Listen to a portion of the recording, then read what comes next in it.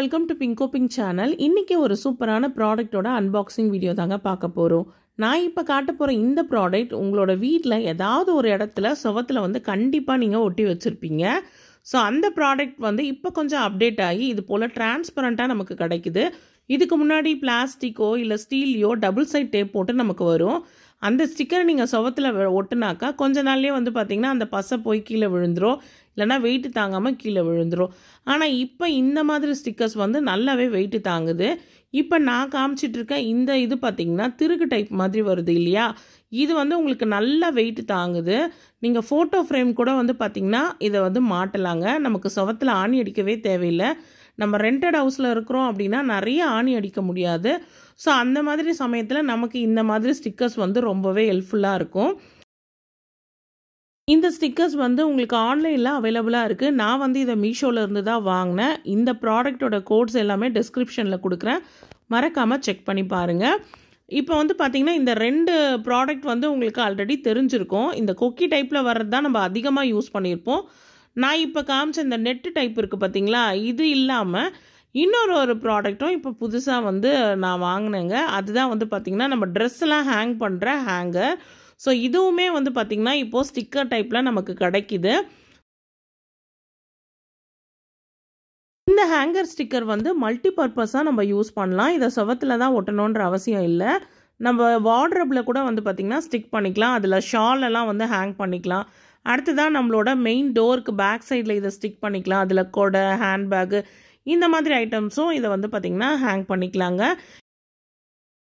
இந்த மாதிரி வால் hanging sticker வந்து நம்மளோட வேலையை வந்து ரொம்பவே ஈஸியாக்கிடும். இதுக்காக ஒவ்வொரு டைமும் நம்ம செவத்தில் ஆணி அடிக்கணும்னு எலக்ட்ரீஷியனை தேட வேண்டிய அவசியமே இல்லைங்க. நம்மளோட வேலையை நம்ம ஈஸியாக முடிச்சிடலாம். இதில் வந்து பார்த்திங்கன்னா 6 கொக்கி டைப் வந்து கொடுத்துருக்காங்க இல்லைங்களா, இது அப்படியே நீட்டமாக அப்படியே நம்ம ஒட்டிடணும். அப்படி இல்லை அப்படின்னா நீங்கள் கட் பண்ணி சிங்கிளாக கூட உங்களுக்கு தேவைப்படுற இடத்துல இதை வந்து ஒட்டிக்கலாங்க.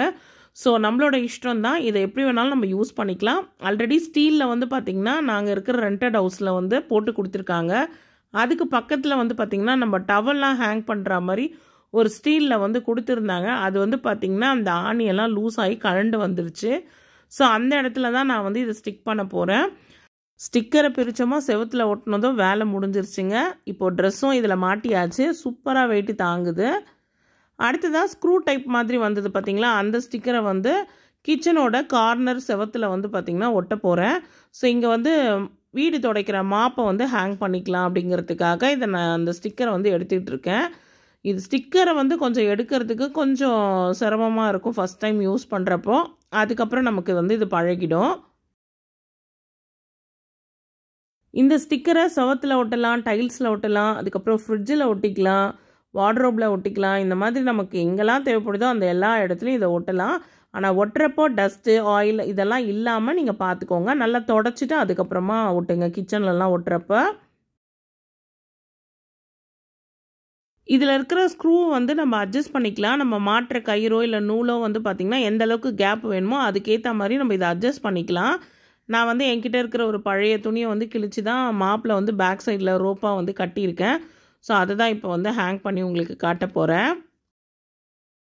அவ்வளோதான் ஃப்ரெண்ட்ஸ், இப்போ சூப்பராக வந்து நமக்கு வந்து மாப்பை வந்து ஹேங் பண்ணிட்டோம். ஸோ நல்லா வந்து வெயிட்டு தாங்குது. இதே போல் கனிஷ்காவோட ஃபோட்டோ ஃப்ரேமும் வந்து நான் ஹாலில் வந்து இது போல் தான் மாட்டி வச்சுருக்கேன். ஃபோட்டோ ஃப்ரேமுக்கெலாம் நம்ம ஆணி அடிக்கவே வேண்டியதில்லை. இந்த ஒரு ஸ்டிக்கர் இருந்தால் போதும், நம்ம வந்து ஃபோட்டோவையும் ஹேங் பண்ணிக்கலாம்.